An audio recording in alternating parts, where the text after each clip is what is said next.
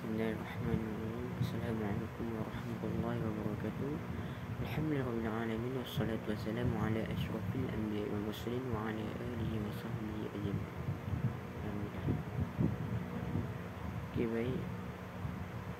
Pada hari ini saya akan membuat pembimbingan dalam subjek akidah kod subjek ISC 400. Nama saya Muhammad Alif Aiman bin Muhammad Taha. Matrik 2021953109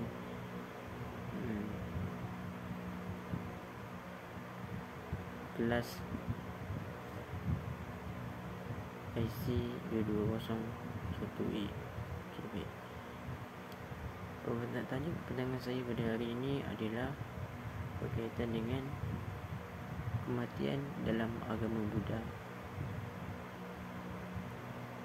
Kematian dalam agama Buddha biasanya disebut sebagai perhentian panca indera yang terhad pada satu kewujudan yang bersama dengan kesedaran fizikal proses kehidupan.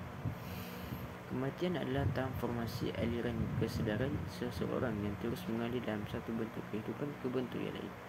Ini boleh berlaku kerana putusnya antara ruh dan jasad. Menurut agama Buddha, kematian bukanlah akhir dari segalanya. Namun kematian berarti putusnya seluruh ikatan dengan dunia. Semakin kita terikat pada dunia, akan semakin bersedia kita dalam menghadapi kematian, dan pada akhirnya akan semakin dekat kita pada jalan menuju keadaan tanpa kematian. Dalam Buddha, kematian tidak lari daripada kehidupan kerana setiap yang berunsur kehidupan pasti akan ada kematian. Umumnya dalam agama Buddha tidak hanya semata mempercayai faktor fizikal, tetapi juga ada faktor lain, faktor batin yang merangkumi kesedaran dianggap berperan sebagai faktor utama kematian. Menurut ajaran Buddha, ada 4 penyebab kematian, iaitu tamatnya royak hidup yang disebut dengan ayukaya, habisnya tenaga karma atau akibat perkara penyebab kelahiran serta perbuatan berhukum yang disebut kamakaya, habisnya usia di dunia sekali berakibat perbuatan ubaya kaya dan kemalangan bencana atau malapetaka upacakitaka. Perumpamaan yang tepat untuk menggambarkan 4 penyebab kematian tersebut betul-betul adalah bagaikan pelita yang padam akibat habisnya sumbu. Dalam setiap agama pasti ada usul-usul masuk agama Buddha, dan asal-usul ritual kematian dalam agama Buddha ni. Dalam agama Buddha, kematian mendadak berpindah bagi mereka adalah satu peristiwa yang paling penting untuk semati. Mereka mempercayai bahawa setiap kematian mereka hadapi akan ditentukan oleh karma semasa hidup di dunia. Bagi agama Buddha, mereka juga menganggap kematian ialah satu perkara yang tidak kekal kerana akan dihidupkan semula ke alam yang lain. Pada mulanya, asal-usul ritual ini dimulakan hingga ke Cina.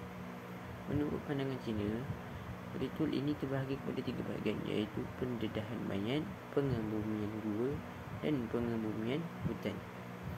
Pendedahan mayat ini dikategorikan sebagai membuka atau membongkar mayat, yang mana mayat ini akan ditinggalkan dalam keadaan terbuka, bukan di dalam keranda ataupun di tempat tertutup. Dalam arti kata lain, mereka akan meninggalkan mayat tersebut lalu membiarkan haiwan-haiwan liar yang lapar untuk melahap makan badan mayat tanpa menghalang atau menghalang daripada haiwan-haiwan liar itu memakannya. Menurut pandangan India pula, amalan membuka dan membongkar mayat ini adalah cara meninggalkan mayat di hutan atau merendam mayat di bawah air. Yang kedua berkaitan dengan pengebumian gua, yang mana sejak abad ke-3 Mesir, para Sami telah menggunakan gua sebagai tempat pengebumian bagi orang yang mati. Amalan pengebumian ini dinamakan Shishiku. Kemungkinan amalan pengebumian ini mula di bawah pengaruh Asia Tengah. Seterusnya tentang pengebumian hutan, yang mana Sami Cina ini melakukan pengebumian hutan sejak berabad lamanya, yang mana mereka mempercayai bahawa seorang rahib jin timur yang terkenal, iaitu Huiyuan adalah yang pertama di China yang dikebumikan. Okey. lebih baik. Seterusnya saya akan menceritakan tentang proses ritual pengemburan menurut agama Buddha. Upacara menurut agama Buddha yang dibahagikan kepada 4 tahap. Yang pertama, proses sebelum masuk ke keranda. Proses yang terbahagi kepada 4, iaitu menggosok mayat dengan kayu cendana atau meletakkan mayat di atas ais supaya mayat tidak cepat busuk. Seterusnya, menyanyi lagu yang dipimpin oleh Sami. Sebelum memulai penyanyian, Sami membacakan doa dan mereka akan melakukan pembukaan dengan cara membunyikan loceng sebagai tanda permulaan upacara pembaktian. Seterusnya, memandikan mayat dengan air bersih tanpa campuran, lalu dimandikan dengan air yang dicampuri dengan bunga dan air yang dicampuri dengan minyak wangi. Kemudian bersihkan menggunakan sabun, dibilas dengan air bersih dan dikeringkan dengan telur bersih. Dan yang terakhir, dipakaikan dengan pakaian mayat mengikut jantina. Kalau menurut agama Islam, dalam agama Islam bagi pakaian mayat adalah kain kafan kan. Tapi dalam agama Buddha ini dia ada pakaian-pakaiannya yang tertentu. Menurut Idris Jabatan dalam tulisannya yang bertajuk Perbedaan Upacara Tempatan Etnis Tionghoa, ajaran Buddha dan Konghucu di Kota Malak, pakaian si mati terbahagi kepada 3, iaitu pakaian untuk mayat lelaki yang mana mereka akan baju dengan lengan panjang yang selalu dipakai oleh si mati semasa hidup, seluarnya panjang, rambutnya disikat dengan rapi, dan dua tangan dan kakinya diberikan sarung tangan dan sarung kaki warna putih. Manakala untuk perempuan pula ialah pakaian seperti kebaya, merupakan kain yang sering dipakai oleh si mati semasa hidup di dunia. Lalu wajah si mati dihias dengan bedak rambut disikat, kemas, dan jika rambutnya panjang akan diikat sanggul termasuklah kedua kaki, dan tangannya akan diberikan sarung berwarna putih. Berbeza pula dengan mayat Sami, yang mana mereka ini akan memakai jubah khusus yang berwarna kuning, dan kedua kaki dan tangan akan disarungkan dengan sarung kaki dan tangan berwarna putih. Seterusnya, tahap kedua ialah memasukkan ke dalam keranda dan penentukan keranda, yang mana tahap ini menurut agama Buddha mereka akan memasukkan mayat ke dalam keranda yang sudah disiapkan. Sebelum memasukkan ke dalam keranda, mereka akan meletakkan bantal kecil lalu baru masukkan mayat ke dalam keranda. Seterusnya, dalam keadaan keranda terbuka, mereka akan melakukan sembahyang dengan membacakan 10 bacaan ritual, dan ketika itu mereka akan sembuh air suci pada mayat serta membaca doa. Kemudian mereka akan menyediakan buah-buahan dan meletakkan di meja, lalu menyalakan lilin. Dan terakhir, penutupan pintu mayat serta pembacaan doa selesai. Lalu mereka akan meletakkan kain putih di atas keranda tersebut. Menurut kepercayaan agama Buddha, tahap ketiga adalah tahap di mana manusia kemudian dilakukan. Pengemburan yang dilakukan berdasarkan status mayat ketika dia masih hidup. Bagi si mati anggota tentera, mereka akan melakukan pengebumian mengikut upacara tentera. Tetapi bagi si mati dalam roh, mereka akan dimasuk ke dalam kubur. Apabila mayat dikebumikan, petugas masjid akan melakukan pembacaan dengan bunyikan loceng sebagai tanda bahawa doa akan mula dibaca. Petugas akan menyalakan lilin, kemudian dia akan membaca 7 bacaan yang disertakan dengan taburan bunga ke dalam jalan, dan air sekali baru kamu akan diperdengarkan rohnya hidup semati. Yang seterusnya ialah amalan berkabung dalam agama Buddha. Seperti yang kita tahu, amalan berkabung ni selalunya berlaku setelah kematian, yang mana berkabung ni adalah satu tanda penghormatan kepada si mati. Berkabung, kebanyakan agama di dunia mengamalkan amalan berkabung kepada si mati, tetapi cara berkabung yang berbeza. Ada juga agama yang tiada amalan berkabung, seperti agama Shinto. Dalam agama Buddha masih terdapat amalan berkabung. Setiap manusia pasti merasa kesedihan dan kehilangan apabila orang yang dekat atau keluarga pergi meninggalkan ketika kita buat selamanya. Mereka akan mengadakan majlis penghormatan 3 hari, 7 hari, 49 hari dan 100 hari sesuai dengan ketetapan keluarga. Dalam tradisi agama Buddha, jika ada salah seorang daripada ahli keluarga meninggal, semua ahli keluarga wajib memakai baju toha, baju yang digunakan untuk berkabung, yang dipakai secara terbalik, bahagian luar di dalam dan bahagian dalamnya di luar. Berkabung itu diharuskan memakai yang berwarna putih, tak digalakkan untuk memakai kain berwarna selain warna putih. Ia bekerja untuk menunjukkan kedukaan di atas kematian si mati. Untuk lelaki, kain putih diikat di atas kepala. Jika perempuan dipakai seperti tudung, jika perempuan maka dipakai seperti tudung. Upacara berkabung tidak digalakkan terlalu mewah dan berlebihan, tapi secara sederhana dan khidmat. Baik. Seterusnya kita akan pergi kepada konsep eskatologi agama Buddha. Apa ini eskatologi? Okey, baik. Eskatologi adalah kehidupan setelah mati. Banyak agama yang mempercayai akan kehidupan setelah mati. Eskatologi berbeza dengan reinkarnasi. Reinkarnasi ini bermaksud kelahiran semula sebelum mati. Dalam ajaran Kristian dan Buddha, seorang harus melewati reinkarnasi untuk terbebas dari penderitaan. Konsep ajaran reinkarnasi pada Kristian dan Buddha memiliki persamaan disebabkan oleh perbuatan buruk semasa hidup. Sedangkan perbezaannya pada agama Kristian tidak berkaitan dengan eskatologi, sedangkan ajaran Buddha sangat dekat kaitannya dengan eskatologis. Konsep ini terbagi kepada dua, iaitu proses memusnahkan jasad dan roh. Telah dipecahkan 4 ilmu mulai daripada unsur bumi, seterusnya akan pergi ke elemen air, dia akan pergi ke pergi pada elemen air,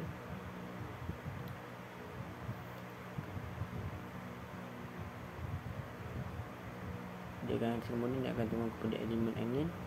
Seterusnya unsur terakhir dia akan berulang kepada elemen angin semula.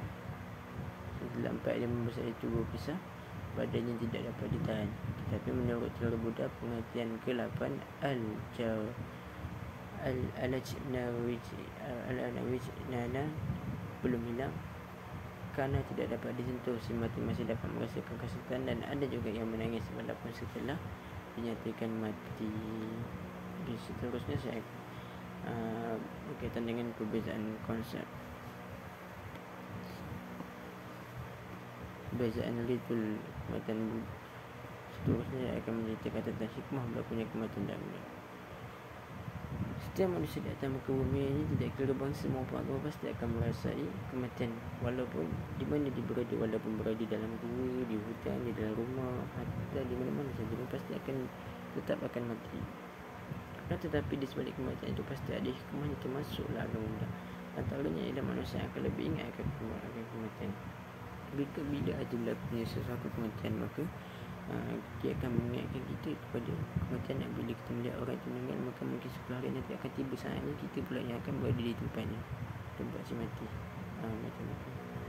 Walaupun mempunyai harta yang melimpah ruah, pangkat yang besar, tetap tidak akan mampu menghalang kematian. Walaupun kita ni mempunyai harta yang sangat banyak kan, mempunyai pangkat yang besar kan, tapi itu tidak mampu untuk dijadikan sebagai tolak daripada menghalang kita daripada mati. Sebab mati ini tidak kira tempat, masa atau pangkat kita macam mana. Setiap manusia dunia ini pasti akan mati. Makanya harus ada persediaan yang perlu dibawa ke alam selepas mati. Berlaku kematian bukanlah melemahkan semangat dan meneruskan tetapi kita harus meneruskan hidup seperti biasa dan menjadi orang yang lebih baik daripada sebelumnya. Setiap manusia menginginkan kebaikan walaupun setelah mati. Jadinya harus berusaha mengumpul amal semasa hidup kita ni dan melakukan persediaan yang cukup sebelum menghadapi kematian.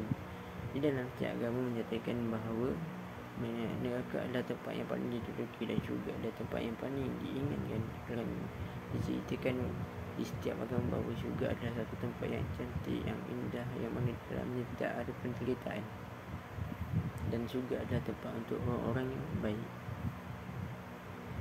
Kesimpulannya, dalam agama Buddha, hakikat hidup manusia ini dianggap secara asas terhadap pandangan buruk atas situasi yang dihadapi manusia yang diberatkan satu negara yang berputar tak berhenti agar putaran ini tidak berawal dan berakhir. Hidup ini seperti roda, kadang-kadang kita di atas, kadang-kadang kita ada di bawah. Dan setiap mana kita berada di atas, pasti akan ada hujan yang akan menjatuhkan kita, dan daripada kita di bawah, kita harus bangun balik untuk kembali ke atas. Dan itu semua perlu kepada usaha, keyakinan yang kuat supaya kita dapat melawan ujian ini. Ajaran Buddha memang mengajukan orang agar membebaskan diri daripada segala ikatan dan pengaruh duniawi seperti kehidupan, kerana dunia dan segala macam kehidupan bagi jasmani maupun rohani adalah duka atau penderitaan yang penuh nafsu duniawi. Dari nafsu duniawi itu lahir perbuatan, dari perbuatan lahir penderitaan nafsu, perbuatan dan penderitaan adalah sebuah lingkaran. Dari huraian atas boleh diambil, daripada huraian ini Jadi saya boleh simpulkan bahawa perbuatan yang baik selama di dunia akan menghantarkan seseorang mencapai tujuan akhir nirvana. Jadi kehidupan setelah mati dan agama Buddha lebih menekankan perilaku yang baik selama di dunia dan menghilangkan nafsu sebagai keadaan yang baik atau disebut juga manusia sempurna arahat. Jadi itu saja pembentangan saya pada hari ini. Semoga dapat memberi manfaat dan menambah sedikit ilmu kepada setiap yang menonton pembentangan ini. Semoga kita diberkati Allah dunia akhirat dan dijauhkan dunia daripada segala bala bencana, azab dan macam-macam lagi perkara buruk. Stay safe, stay at home. InsyaAllah kita akan jumpa lagi. Assalamualaikum warahmatullahi wabarakatuh.